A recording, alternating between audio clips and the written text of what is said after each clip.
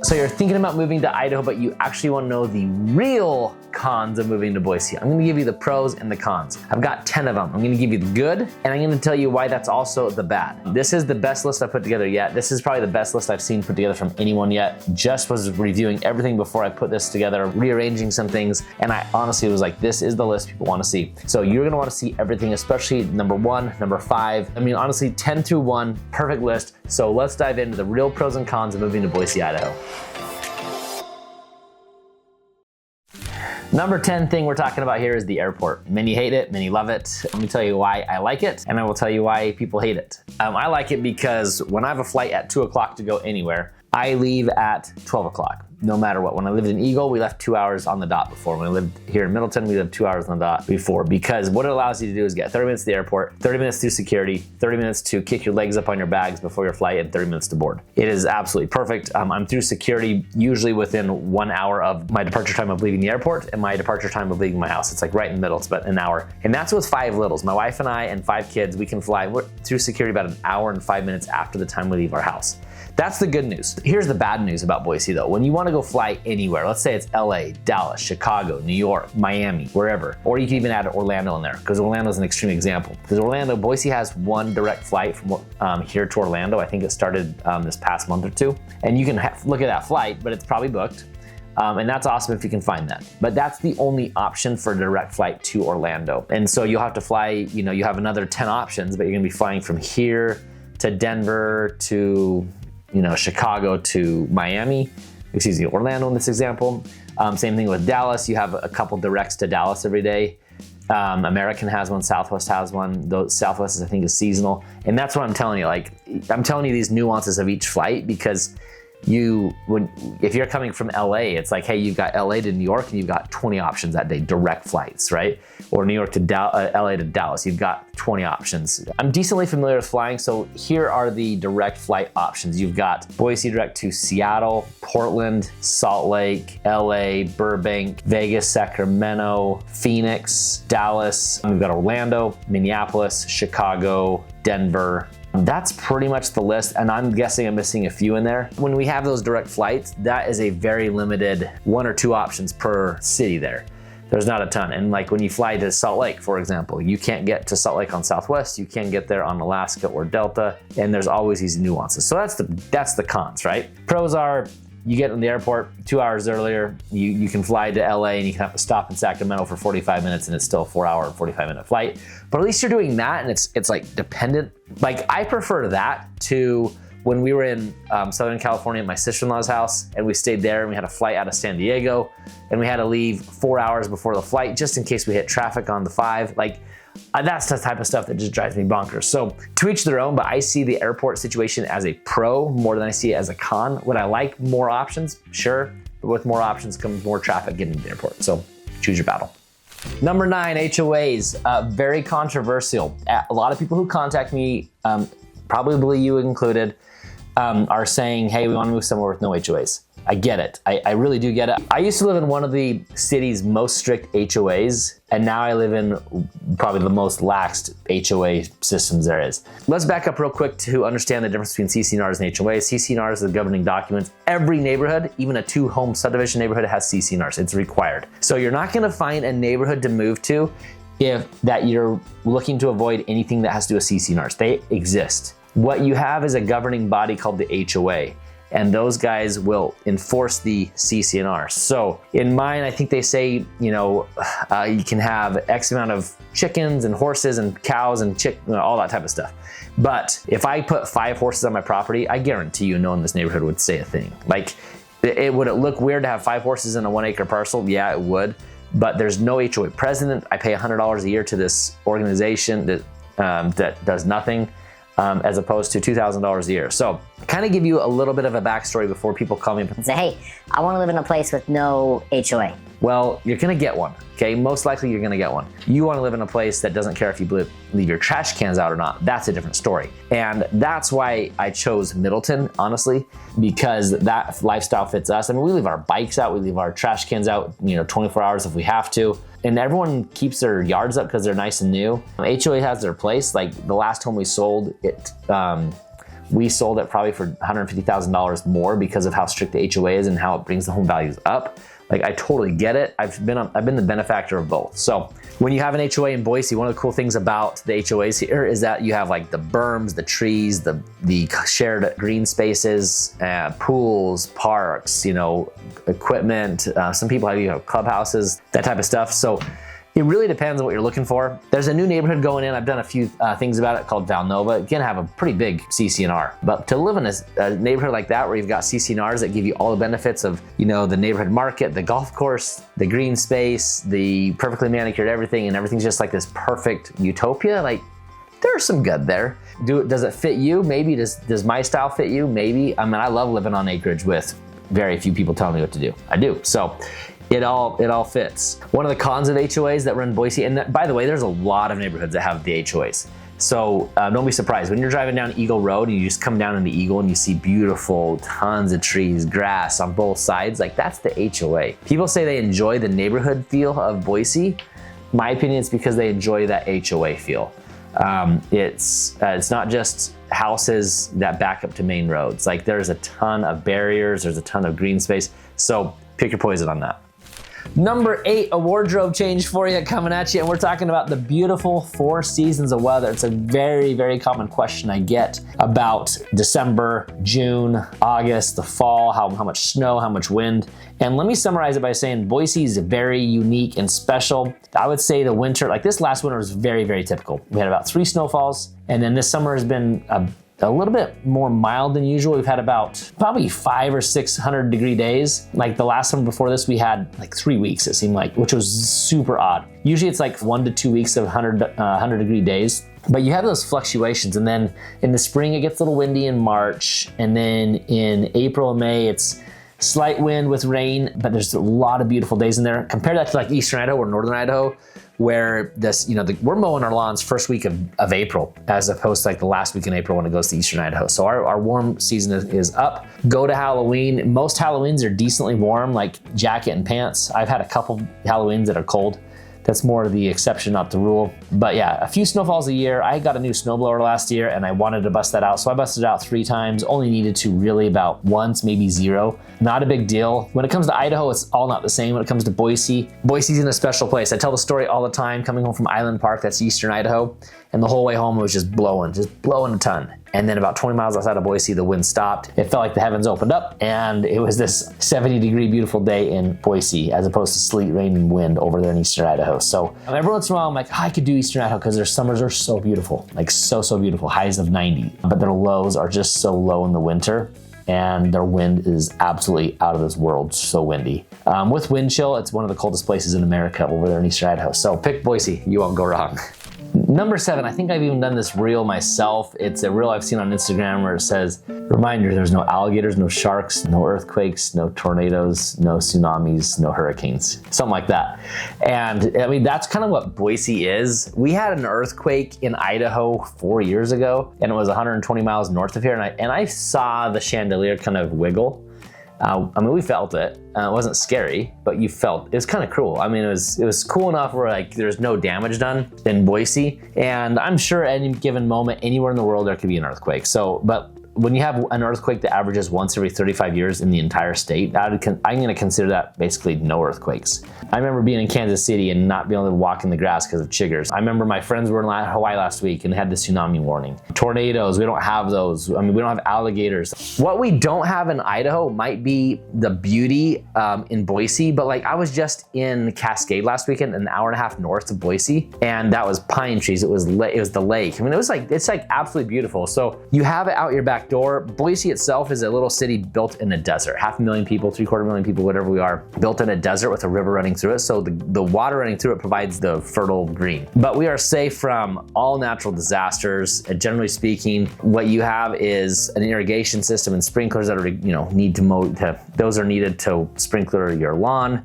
Smoke from fires might be the biggest natural disaster we experience. This year has been awesome, like no smoke anywhere. People on my Instagram and my YouTube channels last year were like, yeah, you're forgetting about the smoke. and like were just hammering me. It was because they were taking a 1-year sample size. If you take a 30-year sample size, there's smoke a few years in there for sure. Like it's not something we can neglect, but it's not like last year where it was like every day you look up in the mountain. You couldn't even see the mountains last year, like half the days it felt like. So smoky. They'd cancel practices all the time, it felt like, for high schools, for Optimus football, for baseball, all these things because how smoky things were. So there was like 2 or 3 canceled practices last year. And in fact, there was high school football games canceled.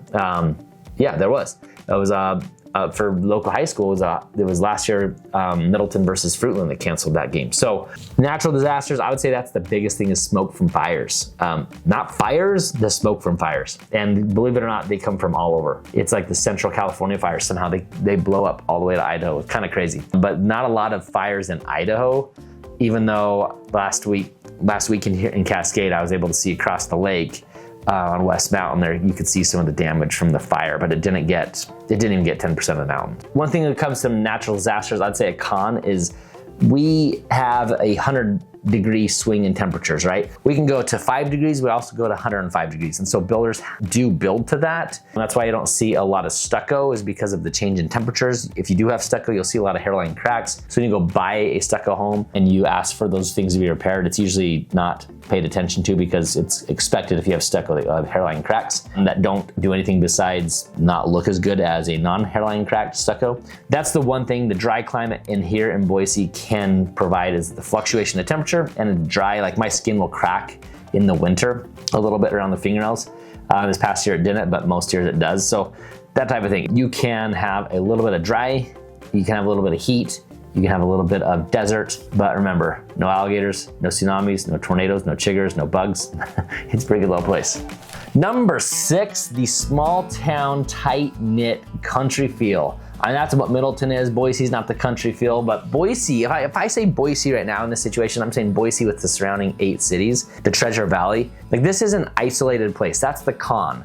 The con is if you want to go to the biggest Benson Boone concert, you're getting on an airplane to go to Phoenix or driving to Salt Lake. Like that is the truth. If you want to, go to the nearest NFL game, yeah, it's a flight away. You're not seeing that in your backyard. You have Boise State football, you have Boise State basketball, you have a few local things like that. I mentioned sports because I'm into sports. Concerts might be your thing. I don't know what your thing is. But the tight-knit small town feel is alive and well. That's the pro. The con is we're a little isolated. For example, I have a listing hitting next week. So by the time you see this will be like the past week. And these guys bought this house, awesome couple, came here to retire, heard a lot of good things about Boise, loved it. They still say they like it, but what they are moving back for to North Carolina is the fact that they'll be able to have, within 8 hours, they'll have their pick of Boston, New York, Philadelphia, Florida, Cincinnati, Tennessee, Kentucky, like the whole 9 yards. And so that is a difference between East Coast and West Coast. We are so spread out over here. It's 5 hours to Salt Lake, 5.5 or so to Portland, 8 to Seattle. Of course, those are different with a plane ride, but these guys aren't going to use plane rides for their retirement. So they're going to go back to North Carolina. By the way, shout out to North Carolina. I've heard a lot of good things about you. Anxious to go visit the beaches over there. That is something we don't have here is the proximity to a lot of other cities. We are essentially isolated.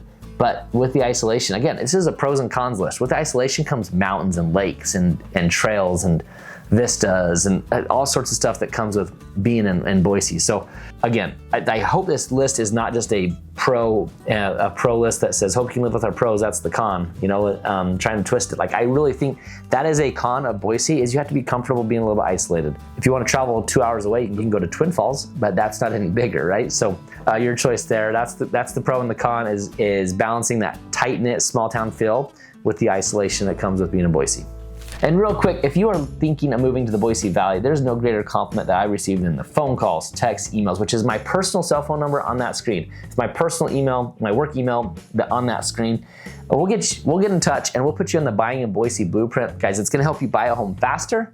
It's gonna help you not miss out on any homes. not overpay for a home and not buy a lemon. It is tried and proven. Text, call, email, and then we'll get a Zoom call going where I'm gonna share my screen. I'm gonna look at things. I'm gonna look at the map with you. I'm gonna answer all your questions about weather, about schools, about the lay of the land, which areas are good for a good bang for your buck, all that type of stuff. So if you are thinking about moving here, please call, text, email, and we will get in touch and make you a freedom-loving Idahoan. Get your license plates, get your driver's license, all that good stuff. So come to Idaho, love to help you out.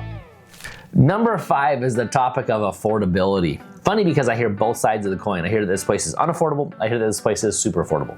The people moving here are finding this to be less affordable than before. I've had people as late as 3 years ago come here and visit and say, you know what, this place is actually more expensive than what we have in Central Valley, California. And that doesn't surprise me. But when people say, I'm moving here from the coast, I'm moving here from LA, Vancouver, Seattle, Portland, it does surprise me if they tell me this place is more expensive than they're at, because we still have a very affordable city compared to them. Let's talk about what's more affordable though. Taxes. I have seen taxes as low as $2,500 on $1 million property here. I see more square footage, more bang for your buck here. But it's also not what it used to be. When I first married my wife, her brother was looking for a rental property here in Idaho, and I was not a real estate agent at the time. And so he said, hey, can you go check out a home for me? And it was a $90,000 home, like a mile away from the freeway entrance. And that home now, I'm gonna guess is, well, I can actually tell you because I sold a home in that neighborhood. It's probably a $500,000 home. So that in that neighborhood, because of location, it's up 5x since the year 2012. And remember, 2012 is, there was homes that were being sold that were bank owned and short sold and things like that. So that's a little bit different market. Like my notes here say median home prices have doubled in the past decade. I'd say that's generally speaking. I'd say some areas more than that. I got people on my socials, my YouTube, my Instagram, complaining how much that I've ruined the landscape of Idaho, and then I'm just inviting too many people to come here, and the word is out. You guys are hearing about Boise. I'm here to tell you about the pros and cons, and I like helping people who are like-minded. Number 4, this one is one of those where I'm like, I don't know how you could make this into a con, but I do know that some people just think this is too slow a pace for them. To me, the pro of that is you've got like Meridian Dairy Days, you've got the Cherry Festival in Emmett, you've got the Basque Festival in Boise, you've got 4th of July parades in Middleton Star, you've got water fights and parades in Eagle. Like you got all sorts of stuff that kind of make this a slower pace of life, activities for kids. You've got Christmas parades, you've got all sorts of stuff like that where it's safe, it's fun, it's slow. If you are looking for, ton of entertainment options, Boise is not the place for you. If you're looking for, pro sports, baseball, basketball, soccer, although we're getting some like minor league pro soccer or something. We have pro baseball. It's Boise Hawks. It's like not even single A anymore, I think. It's pretty low. The nightlife options, people will say it's boring. Like, I would agree. Boise's probably boring. Definitely a con. If you're moving here for family, for conservative, I would say this is probably, I've got notes here say friendly, welcoming environment for newcomers. Like, just so you know, people are always like, they're afraid to tell their neighbors where they're from, Washington or California. And then until they find out that all their neighbors are from Washington and California. So, there are people from Arizona who are coming in too, but it is funny how those things happen. On one hand, you got the pro of it's a strong sense of community, it's great family values. On the other hand, you've got a slower pace of life and you're gonna lack some big city feel. Like, I know in LA, like if you wanna go to a concert tonight, you've probably got 4 options tonight, and you can probably just be like, hey, I feel like going to a concert tonight. Yeah, and you're there. We're going to a concert and we have to fly to another city, and it's in the middle of September. We had a plan for it. So that's the difference between Boise and Phoenix or LA or Seattle or Portland. Number 3, gotta be honest, this one's hard for me to spin as a con. I think this is 100% pro, but it's just because it fits my personality. And most people who move to Boise, these things fit their personality. This past weekend, for example, I told you we went to Cascade. So when you drive to Cascade, you drive along the Payette River. Some people have tried to call it the Payette or something. I don't know what you guys call it, but it's the Payette River. And the river is world-class rapids. I don't know all the names of the forks. I'm not gonna pretend like I'm the world-class rafter or kayaker. I've been on those rivers many times, but I've done soft shell kayaks, I've done rafting, and it's world-class outdoor entertainment. Tons of hiking, tons of camping, tons of four-wheeling, tons of rafting, tons boating. Like, I think it's an awesome place to get outdoors. I think that's definitely the pro. The con to that, and this would be, like, you're probably thinking that it's not a con because it's not a con for you and I.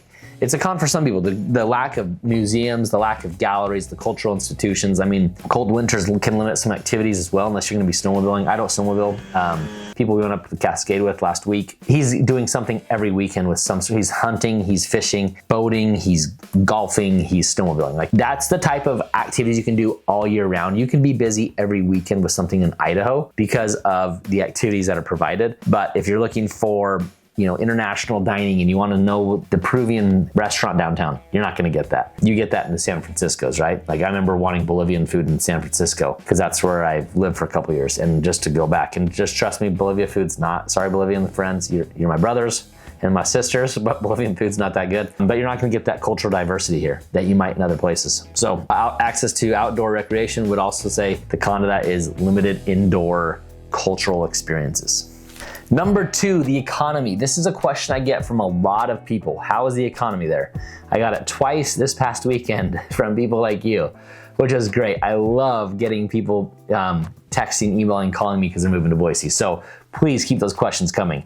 You want to know about the economy. This economy runs on the back of real estate. The demand from you guys coming in, like, it's a huge thing, because if you think about, there's real estate agents, there's title, there's lenders, there's framers, there's craftsmen, there's plumbers, electricians. Like, this is a huge cement workers. There's a huge industry with real estate. It is a huge backbone. Now, add on top of that, you've got Meta, Facebook, who's building a data center here. Not gonna be a huge employee-driven thing in the future, but it's also sustainability of the valley. Micron is doing a multi-billion-dollar expansion. It's gonna provide for some 25,000 permanent jobs, I think that the stat is. Do I think that there is fast growth and a lot of job opportunities in Boise? Yes. I think healthcare, tech, construction, trades, small businesses, startup scene, new developments, I think those things are what is driving Boise right now. It's a very good place to live. What is the con to that? Well, I drive down the same roads and the same infrastructure I've had since I was here, when I was born and raised here in Boise. Now, where I grew up, the corner of Victory and Cloverdale, it was a 4-way stop, and it was pretty not well trafficked. Okay, I remember high school age and even college age, seeing the traffic at that intersection just grow to that 4-way stop where it was going like a quarter mile, half mile down the road. And then now you see a full-on 5-lane road going into the intersection, and you see a stoplight there, and you see roundabouts everywhere, and you see expansion of roads going from 5 lanes to 7 lanes, and you see freeway access getting, 10 mile was just an overpass when I was a kid. Now it's one of the more well-trafficked interchanges. You see the infrastructure struggling to keep up a little bit. They're trying to figure out how they can tax the developers, right? Or which is essentially a tax they pass on to you. They're trying to figure out how they can manage the growth and have the money to provide it and have the infrastructure, because it is a struggle. I don't think it's a terrible structure. I would take the trade-off that we have because of it, but there is a reality that the infrastructure isn't keeping up as well as you'd like it to be. But with that comes less taxes. On that note, this is something that's not in my notes here. If you try to pass a bond here, because it's such a conservative, no, don't tax me, don't tread on me type of environment, a lot of times you'll say, oh, they don't, we're not gonna vote yes to that bond because we're no tax type of people. I get it, that's the mentality, but sometimes there is a balance of needing some of those funds when you have schools that are bursting at the seams. So that's my take on that. And number 1, well, actually, before we get to number 1, guys, my name is Brian Hymas, born and raised here in the Boise Valley. I was an appraiser for a little bit, real estate agent now, and there's no greater compliment I received than phone calls, texts, emails from you. That's my email on the screen, that's my phone, that's my cell phone on the screen, 208-891-4200. So if you are looking to become an Idahoan, you want those freedoms, you want that lifestyle, hit me up. We'll get you started, answer your questions, and get you started in the Buying a Boise Blueprint. Now, back to number 1. Number 1 pro and con of living in the Boise Valley, and this one I know aligns with you, is the conservative, family-focused, faith-valued system we live in. Not everywhere, guys. People ask, where are those places? They're not everywhere. I would say the further west you go, generally speaking, is going to align with your values a little bit more. The bigger city, Boise, is where you're gonna find more diversity. I would say there's a stronger sense of community in the Meridian, Eagle, Star, Middleton, Nampa, Caldwell. Southeast Boise has some of that as well. But I would say the family-driven, the very conservative focused areas are definitely outside of Boise. That appeals to lower regulations, more freedoms, community built around independence and shared values. And you just feel at home here. This is definitely a place where the environment is very conservative. So the cons to this one, this is probably the only con where I'm like, hey, this isn't a con because I like this so much. You're not gonna find the cultural diversity. It's not gonna have It's not gonna suit everyone. People think this is some sort of, you should go read, if you want some funny stuff, go read some Instagram comments on what people think, on who people think move here.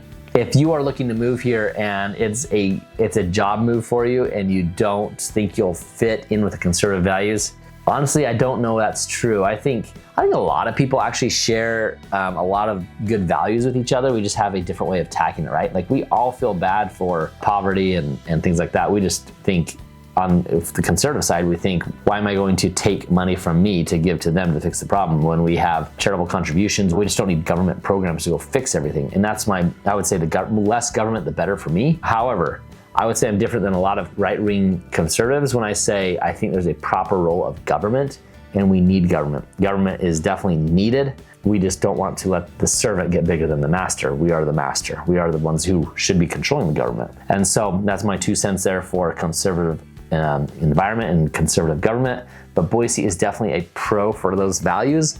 Con if you're not, but I would say that's the only one on this list where I'm like, yeah, that's kind of a fudge. But this list I think has been this is the best list I've seen of pros and cons that we've put together. I can't say I did all the research on this one, so I'm not trying to toot my own horn. I have a team behind me that does the research, and when I saw this list, I tweaked a few things, but I was like, this list is awesome. I do think the weather, I do think the location, I do think the lack of events to go to, I do think some of those things we've talked about in this video are true cons, and you have to balance that. It's built in a desert. It's not the prettiest valley you've ever seen. This is not a lush valley where when you drive into Vegas, you know, it's like in the desert and all of a sudden you see a city. Like that's kind of how it is. We have a lot of sagebrush. We have, I think, beautiful mountains that you see as you're on your way in. But there are definitely cons about Boise, and you have to be comfortable with those cons, but I think the pros outweigh the cons 8 days a week. So that's my take. If you have any comments on pros or cons you think I missed, those go where? In the comments. Go put them in the comments. I responded to those. I just responded to all the comments from last week before I did this video. If you're needing to buy or sell, guys, hit me up, 208-891-4200. That is my cell phone number. I want you to watch the next video here. That one is for you. That one's gonna tell you a little bit more about moving to Boise. That one's gonna be for you. That's the top areas you should be looking at and considering.